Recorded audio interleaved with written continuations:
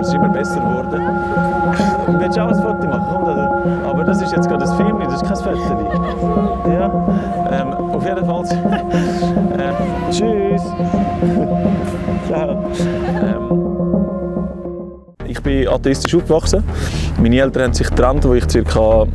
7 war. Und dann ist für mich ein bisschen ein Berg abgegangen, weil ich nicht gewusst habe, Vater, Mutter, was soll ich machen.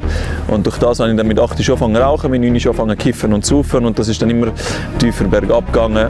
Vor ca. 6 Jahren habe ich das erste Mal von Jesus gehört, was er für uns gemacht hat, dass er für unsere Sünden gestorben ist am Kreuz und dass Gott mit uns eine lebendige Beziehung wieder haben, Vater-Kind-Beziehung. Und ich habe gefunden, hey, wenn das stimmt und es gibt einen Gott, der mich liebt und für mich alles gezahlt hat, dass ich eine Beziehung mit ihm habe, dann werde ich den kennenlernen. Und dann habe ich die Bibel verlangt und habe seit dem Tag angefangen, Bibel zu lesen. Und das hat mich dann Step by Step angefangen zu verändern. Ich bin plötzlich freundlich geworden, ich konnte keine Leute mehr ausnehmen, ich konnte keine Leute mehr schlagen, es hat mir leid getan. Ich habe sogar Leute, die ich ausgenommen habe, das Geld retourgebracht. Bei vielen Leuten, wo ich richtiges Arschloch war, habe ich mich entschuldigt. Aber ich bin immer noch in Drogen verstrickt, bin dann sogar Alkoholiker geworden. Und dann vor 2 Jahren, im August 2016, hatte ich einen Unfall gehabt. Und zwar haben wir eine Outdoor-Party gehabt. Wir haben gegrillt und so und alles war gut gewesen. Um 2 Uhr morgens haben wir nochmal Hunger bekommen und dann probiert das Feuer zustande zu bringen. Aber wir haben es nicht zustande gebracht und dann ist der Kollege auf die Idee gekommen, 3 Deziliter Becher mit Benzin zu füllen. Und ich habe gerade gefunden, wow, warte, ich habe da mega Respekt davon. Ich bin ca. 1,5 bis 2 Meter Abstand gestanden. Und dann hat der Kollege den Becher Benzin ins Feuer rein getan, der Becher hat Feuer gefangen, er ist verschrocken, hat den Becher weggeschmissen, genau auf mich. Dann hat mein ganzer Oberkörper gebrannt und ich bin vom Zelt weggerannt, weil es war unsere Party war. Ich wusste, dort hat es Benzinkanister. Dann bin ich weggerannt und dann bin ich am Boden gelegen, um mich auszulöschen. Aber weil das Benzin brennt, hat es nur noch stärker raufgekommen. Und dann bin ich wieder aufgestanden und ich habe nur noch gefunden, hey, ich muss ins Wasser. Und ich habe gewusst, dort hat es einen Schlucht gehabt, der ist etwa so steil runtergegangen und so 7 bis 10 Meter tief runtergegangen. Genau. Und dort unten hat es ein Bächlein gehabt. Ich habe das gewusst, weil wir die Lage dort abgecheckt. Und dann bin ich auf jeden Fall dort runtergerannt und von ca. 2 Metern bin ich über einen Baumwurzel gestolpert und dann bin ich im Gesicht vor Anköpfen in den Felsen gefallen. Also ich habe während dem Flug schon die Hand geführt, aber in so einer Wucht machst du einfach BAM. Und dann habe ich dann beide Jochbeine gebrochen, Nase zertrümmert, Lippen kaputt gehabt, Zahn kaputt gehabt. Und ich habe immer noch gebrannt, weil ich bin in den Felsen gefallen und ins Wasser. Und dann bin ich vom Felsen noch ins Wasser reingekommen mit einem Ränzler. Und es gemacht wie ein Zündhölzchen. Und jetzt habe ich mega viele Details aus. Mein Bruder hat mich dann rausgeholt mit dem Kollegen, der das Benzin geschossen hat. Und dann sind wir im Spital. Im Spital haben sie mir provisorisch die Nase zugenäht. Und dann haben sie die Geschichte noch mal hören, ob sie wirklich stimmt. Und dann haben sie dann geschmeckt, dass mein Liebling Benzin hat. Und haben dann gecheckt, okay, das stimmt. Dann haben sie aber gefunden, wo sind denn ihre Verbrennungen? Und dann habe ich mich angeschaut und ich habe gesehen, ich habe 0 Verbrennung. Das Liebling hat ausgesehen wie neu. Das Einzige, was passiert ist, ist die Bauchhaare. Die Spitze davon ist verbrannt. Aber das Liebling, das ich drüber hatte, hat einfach nichts gehabt. Ich hatte eine starke Hirnblutung. Und dann haben sie mich ins Unispital Zürich gebracht. Und im Unispital Zürich habe ich dann erfahren, dass ich jeden Moment sterben kann. Und ich schaue, dass ich nicht wegtrete, weil wenn ich wegtrete, können sie, dass sie mich nicht mehr retour holen können. Oder wenn sie mich retour holen, dass ich nicht mehr weiss, wer ich bin. Oder ich bleibende Schäden habe. Und dann habe ich erst gecheckt, okay, wow, das heisst, ich könnte jeden Moment sterben. Und da ich damals schon 4 Jahre zuvor von Jesus gehört habe, habe ich dann in Gedanken zu Jesus gesagt, Jesus, bitte heil mich, nichts passiert. Jesus, bitte heil mich, nichts passiert. Jesus, bitte heil mich, schon wieder nichts passiert. Und dann habe ich die Hoffnung aufgegeben und habe dann gefunden, Jesus, wenn es dich wirklich gibt, dann bitte heil mich. Und in dem Moment ist dann die Hirnblutung gestoppt. Die Ärzte haben es sich nicht erklären können. Und ich habe gewusst, okay, in dem Fall gibt es dich. Dann haben sie mich auf eine andere Station da, wo sie 2 Tage lang und Nacht mich untersucht haben, nicht mehr mit mir Tests gemacht haben. Und die Hirnblutung ist dann aber nicht mehr gekommen. Sie haben gedacht und erwartet, sie kommt wieder, aber es ist nicht mehr so gekommen. Und dann haben sie mich auf eine andere Station gebracht, wo sie dann gewartet haben, bis die Schwellung und alles weggeht. Dann habe ich Gott angefangen anzuklagen. Ich habe dann gefunden, Gott, seit ich dir nachfolge, geht es mir eigentlich nur beschissener, es geht mir gar nicht besser und alles drum und dran.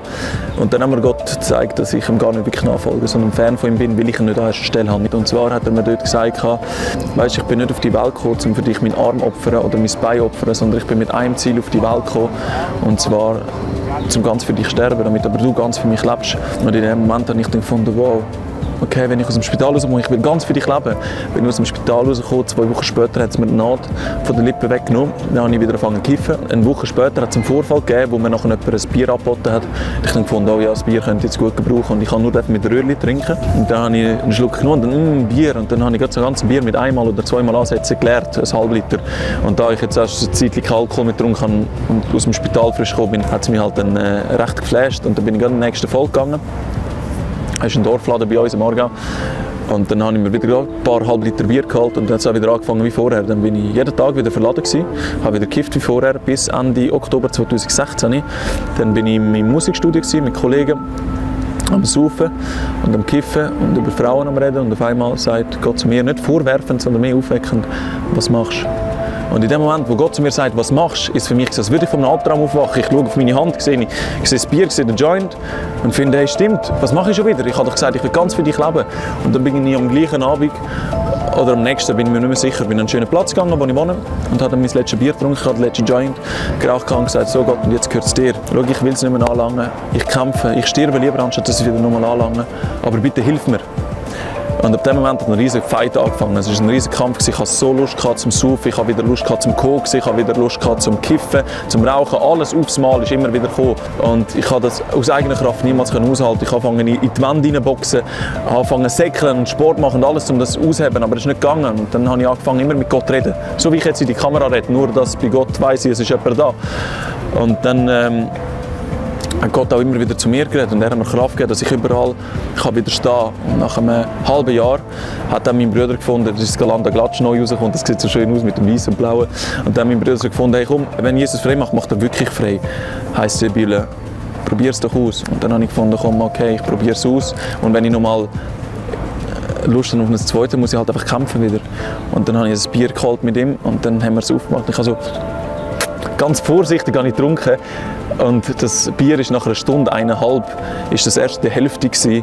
Und pisswarm und ohne Kohlensäure und kotzgrusig. Und dort habe ich gewusst, ich bin frei. Das Crazy dabei war aber, jetzt ist zwar die Sucht weggegangen und alles. Er hat mich geheilt davon. Aber die Abhängigkeit von Gott ist geblieben. Ich wollte mit Gott mehr Zeit verbringen. Ich wollte plötzlich mit ihm den ganzen Tag reden. Es ist wie Normalität geworden, dass er da ist bei mir. Dass ich weiss, Gott ist nicht irgendjemand, der fern ist, sondern er ist da bei mir, er ist sogar in mir. Und durch das hat dann eine lebendige Beziehung mit ihm angefangen und ich habe eine riesige Freiheit bekommen. Ich habe früher irgendwie überall Freiheit gesucht, habe probiert flüchten in Drogen, im Alkohol vor allem, deswegen bin ich Alkoholiker geworden und habe mit dem probiert alles zu verdrängen, oder? Aber in dem Moment, wo ich angefangen habe, eine richtige, lebendige Beziehung mit Jesus zu haben, habe ich die Freiheit einfach so bekommen. Ich könnte wahrscheinlich im Gefängnis jetzt sein und ich würde mich frei fühlen, weil die Freiheit nicht von außen irgendwie Umstand ist, sondern es ist in mir drinnen, die Freiheit. Und ich habe einen riesen Frieden bekommen und eine riesen Liebe zu anderen Menschen. Früher habe ich Menschen gehasst und jetzt könnte ich einfach jeden umarmen, weil ich sie liebe. Und dann habe ich angefangen, Menschen davon selber zu erzählen, für Menschen beten. Und ich habe Heilige erlebt, nicht nur von Vergangenheit, sondern auch von Sucht.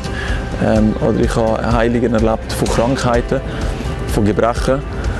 Aber was crazy war und was wirklich schön ist jetzt in diesem Leben, ist, dass ich erlebt habe, dass jeder einzelne Mensch auf dieser Welt die lebendige Beziehung mit Jesus haben kann, wie ich jetzt haben darf. Und das kannst auch du erfahren, wenn du jetzt das Video schaust. Man, das klingt so blöd, ich bin überhaupt nicht der Videotyp. Aber ich möchte dir einfach eins aufs Herz legen. Wenn du noch nicht an Jesus glaubst, dann frag ihn mal, ob es ihn gibt. Frag ihn einfach mal selber. Jesus, wenn es sich gibt, dann bitte zeig dich mir. Und ich bin mir 100% sicher, dass er sich dir auf die eine oder andere Art wird zeigen. Wie er sich zeigt, das weiß er am besten, weil er kennt dich. Er kennt dich besser, als du dich selber kennst.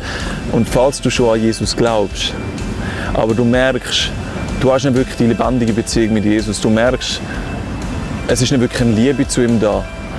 Dann kommt jetzt ein 0815-Spruch, verbring Zeit mit Jesus. Nein, aber das ist die Wahrheit. Dann mach etwas, was du gerne machst. Wie zum Beispiel, du gehst gerne spazieren, du machst gerne Sport, whatever. Dann mach das mal mit ihm zusammen. Zum Beispiel, ich mache oft, wenn ich nicht mag reden und wenn ich von Gott höre, dann schreibe ich für ihn. Ich rede mit ihm, aber auf Papier. Und dann redet er auch zu mir, sehr oft, bis immer. Und das Gute ist, ich weiss es dann, weil ich bin so konzentriert auf was ich schreibe, dass der Gedanke, der dann von ihm kommt, nicht meine kann sein, weil ich ja konzentriert war auf das, was ich gerade schreibe. Und das ist so cool. Und ich liebe es, mit Gott einfach rausgehen, gehen spazieren, gehen laufen und mit ihm reden. Und weißt du, was das Schönste vom Ganzen ist? Gott ist so frei. Es heisst nicht, du musst jeden Tag 10 Minuten mit ihm verbringen oder 20 Minuten oder eine Stunde. Und das heisst nicht, du musst auf den Knien sein oder du musst draussen sein, du musst in einer Kirche sein. Nein! Er will, dass du willst mit ihm Zeit verbringen und das kannst du dir selber gestalten. Mach so, wie du es gerne möchtest, du musst auch mal nichts reden. Aber fühl dich frei, einfach einmal ansitzen und sagen, Gott, da bin ich habe keine Ahnung, was ich machen soll. Ich möchte dich jetzt gerne erleben. Dann zeig dich mir. Und ich kann dir sagen, er wird sich dir zeigen. Und wenn du eigentlich schon Zeit mit Gott hast, aber trotzdem dich noch nicht fühlst, als würdest du, sagen wir, die Apostelgeschichte leben, dann hey, let's go, geh über deine Komfortzone raus und mach Sachen, die du sonst nicht würdest machen, wie einen Menschen ansprechen, mal jemandem helfen, mal zu einer Person hingehen, die siehst, man, sie ist traurig, geh hin, frag mal, wie geht's dir? Und du wirst erleben, wenn du nur mal Menschen fragst, wie es ihnen geht und sie deine Liebe spüren, die durch Jesus zu ihnen geht, von Jesus durch dich zu ihnen geht, Entschuldigung. Hey, die werden das spüren und die werden dich fragen, ja, warum fragst du mich das? Und dann sagst du, Mann, will ich dich lieben, weil Jesus dich liebt und ich möchte, dass es dir gut geht. Und die Menschen werden durch das verändern, nicht durch irgendeinen religiösen Quatsch, sondern durch die Liebe.